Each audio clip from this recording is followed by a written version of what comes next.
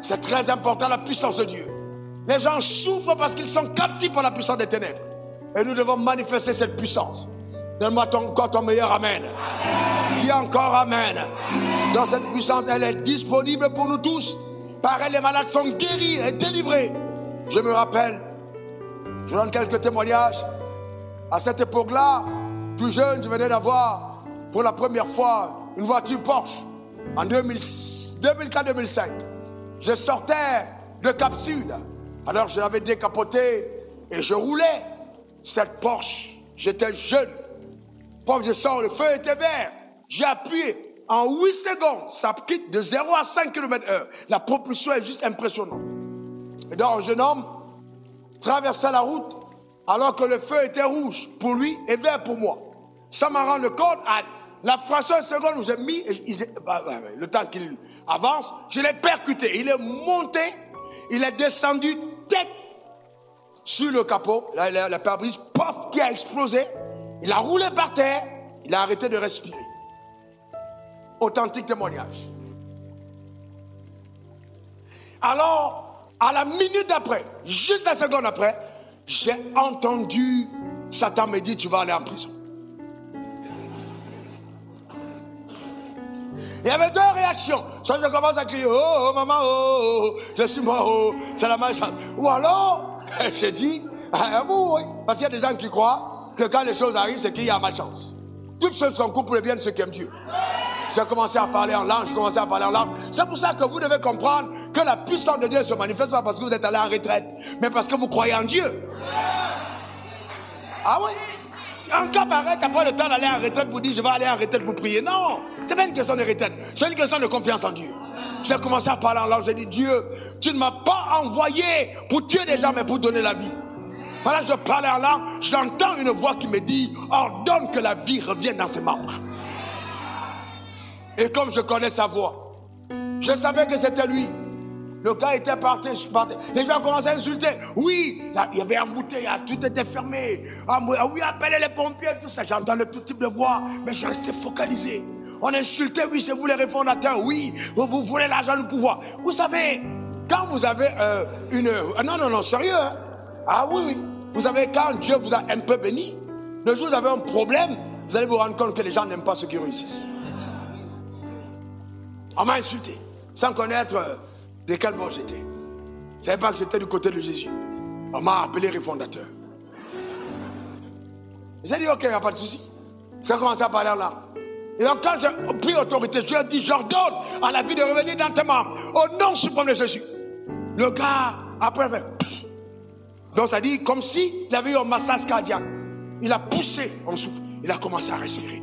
La suite, c'était quoi? Les femmes qui m'insultaient, elles disent non. Non, ça c'est un vrai pasteur. C'est pas les faux pasteurs, ça c'est un vrai pasteur. Un vrai pasteur. Je déclare sur ta vie que les gens changeront d'avis à ton sujet quand ils verront la puissance de Dieu en marche. Au nom suprême de Jésus, donne-moi ton meilleur amen. Dis encore amen. Il y a des gens qui ne te respectent pas aujourd'hui, mais qui vont te servir demain. Parce que la puissance, amen, ça tranche le débat. Quand la puissance est manifestée, le débat est tranché. Il n'y a plus de débat. Donne-moi ton meilleur amen. Voici ma mère. Les gens ne comprennent pas pourquoi elle m'aime beaucoup. C'est vrai qu'elle m'aime depuis que je suis bébé. Mais j'ai permis à son mari de vivre avec elle plus longtemps. Il serait mort avant. Il est tombé malade. Et puis on l'a mis dans une chambre pour dire il va mourir. Je suis entré dans la chambre. Dieu m'a dit c'est pas moi qui envoie la vie de ton père. C'est le diable. J'ai levé mes mains vers le ciel. J'ai dit, Père, je te présente mon Père qui est sur la terre. J'ai pris autorité contre l'esprit de mort. Je suis sorti le lendemain quand je suis venu. J'étais étonné. Il était debout sur tapis, guéri. Et ce jour-là, il est tombé à genoux devant moi quand je lui ai prêché l'évangile. C'est moi qui l'ai amené à Jésus. Elle est là. Il est allé à la mort. Écoutez, mon frère. Et quand il partait du côté de la mort, il y avait deux voies. Il était président de l'église catholique. Il est même pas un homme craignant Dieu. C'était un commissaire de police qui n'aimait pas la corruption et ça nous énervait. Ah ouais, sérieux? Parce que s'il prenait la corruption, on se disait, on allait. Même les autres enfants de commissaire vivaient bien. Mais lui, il ne voulait pas prendre la corruption. On se disait, c'est quel genre de policier ça? Ça, c'était un homme. C'était un homme. Ouais. Donc, sauf que quand il est allé de l'autre côté, il y avait deux voix. Il y avait une voix qui marquait le ciel, une voix qui mettait l'enfer. Il est venu fier. Il va aller au ciel. On a dit non, tu ne peux pas entrer ici. Tu n'as pas les vêtements. Donc on l'a poussé pour aller du côté de l'enfer. Et là, Jésus s'est tenu, il a dit ramenez-le. Écoutez la suite. Ramenez-le. Son fils le réclame. Il n'a pas dit je le réclame. Non, non, il n'a pas dit le père le réclame. Il a dit son fils. Et là, j'ai compris clairement le texte qui dit c'est que vous lirez sur la terre, sera lié dans le ciel. Écoute-moi bien, c'est-à-dire que tu peux interdire au ciel de prendre quelqu'un en disant donne-lui encore un peu de temps.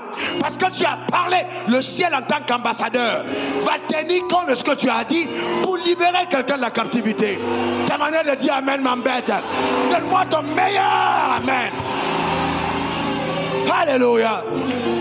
Et puis déjà vous voyez, c'est vrai que ma maman est une femme bien.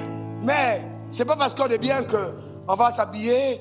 Et puis moi j'arrive en voyage, je trouve aux États-Unis. Elle dit non, mon prophète, je suis mets à genoux, prie pour moi. Je veux maintenant que mon prophète prie pour moi. Ça là, si ta maman fait ça, c'est qu'elle a vu quelque chose qui n'est pas normal. Non, non, non, c'est qu'elle a vu quelque chose d'anormal. Que tes propres frères se mettent à genoux pour dire bénis-nous. On dit que le prophète n'est pas reconnu dans sa partie, mais dans ma maison, on reconnaît que c'est un prophète. Quand la puissance est arrivée, il n'y a pas de contestation, il n'y a pas de débat. Que cette puissance accompagne. Allez lui demander, je vois son visage, demandez à maman, couché à l'hôpital, mort pratiquement. C'est un témoignage vivant, c'est pas un raconte dans Facebook, c'est authentique live, en face. On est encore là. Quand on écrira ces histoires après le départ de la terre, certains croiront qu'on ment. Mais toi tu vois ça de tes yeux. Et ton jugement sera plus compliqué. Le voilà. Il est parti de l'autre côté, mort pratiquement mort. De l'autre côté, c'est de l'autre côté qu'il a été.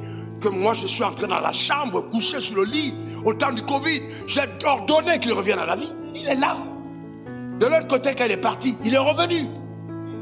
Pour la première fois depuis, lui-même dit, hey, donne-moi une phrase, qu'est-ce qui s'est passé à lui? Rapidement. Non, parce que je vais être intègre. Quand tu étais le...